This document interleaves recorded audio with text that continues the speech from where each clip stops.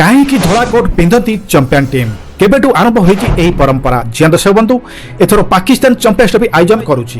ଏହି ମର୍ଯ୍ୟାଦାଜନକ ICC tournament ଫେବୃଆରୀ 19 ତାରିଖରୁ ଆରମ୍ଭ ହେବ ଏବଂ ଭାରତୀୟ ଦଳ ଫେବୃଆରୀ 22 ତାରିଖରେ ବାଂଲାଦେଶ ବିପକ୍ଷରେ ଟୁର୍ଣ୍ଣାମେଣ୍ଟ ଡେବ୍ୟୁ କରିବ।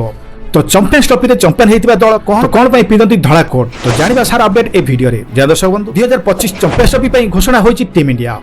ରୋହିତ ଶର୍ମାଙ୍କ 15 ଜଣିଆ ଦଳର ଅଧିନାୟକ ରହିବେ। ଏହି ଟୁର୍ଣ୍ଣାମେଣ୍ଟରେ ସୁମନ ଗିଲଙ୍କୁ ଏକ ବଡ଼ ଦାୟିତ୍ୱ ଦିଆଯାଇଛି। ତାଙ୍କୁ ଦଳର ଉପ ଅଧିନାୟକ କରାଯାଇଛି। ମହମ୍ମଦ ସାମି ମଧ୍ୟ କମ୍ବ୍ୟାକ୍ କରିଛନ୍ତି। ତେବେ ଏଥର ମହମ୍ମଦ ସିରାଜଙ୍କ ସ୍ଥାନ ମିଳିନଥିବା ବେଳେ ତାଙ୍କ ସ୍ଥାନରେ ଅର୍ଷଦୀପ ସିଂଙ୍କୁ ଦଳରେ ସାମିଲ କରାଯାଇଛି। ଭାରତୀୟ ଦଳରେ କେଏଲ୍ ରାହୁଲ, ହାର୍ଦ୍ଦିକ ପାଣ୍ଡ୍ୟା ଏବଂ ରିଷଭ ପନ୍ତଙ୍କୁ ମଧ୍ୟ ସାମିଲ କରାଯାଇଛି। ଏଥର ପାକିସ୍ତାନ ଚମ୍ପିଆନ୍ସ ଟ୍ରଫି ଆୟୋଜନ କରୁଛି। ଏହି ମର୍ଯ୍ୟାଦାଜନକ ଆଇସିସି ଟୁର୍ଣ୍ଣାମେଣ୍ଟ ଫେବୃଆରୀ 19 ତାରିଖରୁ ଆରମ୍ଭ ହେବ ଏବଂ ଭାରତୀୟ ଦଳ ଫେବୃଆରୀ 20 ତାରିଖରେ ବାଂଲାଦେଶ ବିପକ୍ଷରେ ଟୁର୍ଣ୍ଣାମେଣ୍ଟରେ ଡେବ୍ୟୁ କରିବ। ଚମ୍ପିଆନ୍ସ ଟ୍ରଫିର ଟାଇଟଲ ମ୍ୟାଚ୍ 9 ମାର୍ଚ୍ଚରେ ଖେଳାଯିବ। ଆଇସିସିର ଏହି ମେଗା ଟୁର୍ଣ୍ଣାମେଣ୍ଟ ପାଇଁ ବର୍ତ୍ତମାନ ଏକ ପ୍ରୋମୋ ଜାରି କରିଛି, ଯେଉଁଥିରେ ପାକିସ୍ତାନର କିମ୍ବଦନ୍ତୀ ବୋଲର ଚମ୍ପିଆନ୍ସ ଟ୍ରଫିର ବିଜେତା ଦଳ ପାଇଁ ଧଳା କୋଟ୍ ପ୍ରସ୍ତୁତ କରୁଛନ୍ତି। ଏପରିକି ପରିସ୍ଥିତିରେ ପ୍ରଶ୍ନ ଉଠେ ଯେ ଚମ୍ପିଆନ୍ସ ଟ୍ରଫିର ବିଜେତା ଦଳ କେବଳ ଧଳା କୋଟ୍ କାହିଁକି ପିନ୍ଧନ୍ତି? ଧୋନିଙ୍କ ଟିମ୍ ପିନ୍ଧିଥିଲା ଧଳା କୋଟ୍। ଯେଉଁ ଦର୍ଶକ ବନ୍ଧୁ, ପୂର୍ବତନ ଅଧିନାୟକ ମହେନ୍ଦ୍ର ସିଂ ଧୋନିଙ୍କ ନେତୃତ୍ୱରେ ଭାରତୀୟ ଦଳ 2013ରେ ଚମ୍ପିଆନ୍ସ ଟ୍ରଫି ଜିତିଥିଲା। ଏହାପରେ ସମଗ୍ର ଟିମ୍ ଧଳା କୋଟ୍ ଜ୍ୟାକେଟ୍ ପିନ୍ଧିଥିଲେ। ଏହି ଟ୍ରଫି ସହ ଫଟୋ ମଧ୍ୟ ଉଠାଇଥିଲେ। ଏହି ଫଟୋ ଏବେ ଭାରତୀୟ ପ୍ରଶଂସକଙ୍କ ହୃଦୟରେ ମନରେ ଏକ ଜୀବିତ ରହିଛି। ତେବେ ଅନେକ ମନରେ ପ୍ରଶ୍ନ, କାହିଁକି ଯେ ବିଜେତା ଟିମ୍ଙ୍କ ପାଇଁ ଧଳା କୋଟ୍ ପିନ୍ଧନ୍ତି? ତେବେ ଆସନ୍ତୁ ଜାଣିବା ଏହାର ଉତ୍ତର। 2009 ମସିହାରେ ଚମ୍ପିଆନ୍ସ ଟ୍ରଫି ଧଳା କୋଟ୍ ପ୍ରଚଳନ କରାଯାଇଥିଲା, ଯେତେବେଳେ ଅଷ୍ଟ୍ରେଲିଆ ଦକ୍ଷିଣ ଆଫ୍ରିକା ପରାସ୍ତ କରିବା ପରେ ଧଳା କୋଟ୍ ପିନ୍ଧିଥିଲା।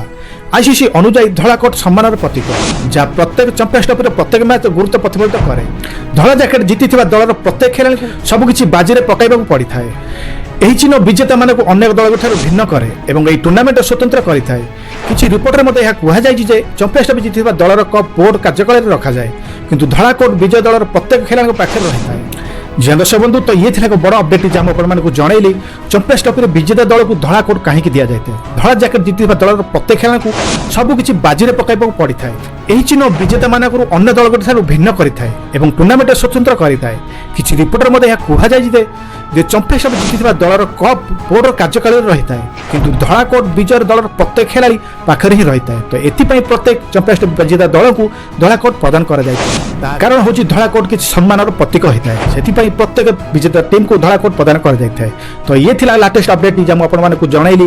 ଚମ୍ପିଆନ୍ସ ଟ୍ରଫିରେ ଚମ୍ପିଆନ୍ ଟିମ୍କୁ ଧଳା କୋଟ୍ କାହିଁକି ଦିଆଯାଇଥାଏ? ତ ଅପଡେଟ୍ ଯଦି ଆପଣମାନଙ୍କୁ ଭଲ ଲାଗିଥାଏ ତ ଗୋଟେ ଲାଇକ୍ କରିବେ ଆଉ ज़्यादा ସେୟାର କରିବେ, କାରଣ এইଭଳିଆ କ୍ରିକେଟ୍ କଣ୍ଟେଣ୍ଟ ସର୍ବପ୍ରଥମେ ମୋ ଚ୍ୟାନେଲ୍ ସ୍ମାଇଲ୍ ବଡି କ୍ରିକେଟରେ ଆପଣମାନେ ଦେଖିବାକୁ ପାଇବେ। ତ ଆଜି ପାଇଁ ରହୁଛି, ଦେଖା ହେବ କାଲି ଏମିତି ଏକ ଦମଦାର ଭିଡ଼ିଓରେ। ସେତେବେଳେ ଯାଏ ଟେକ୍ କେୟାର। ଜୟ ଜଗନ୍ନାଥ।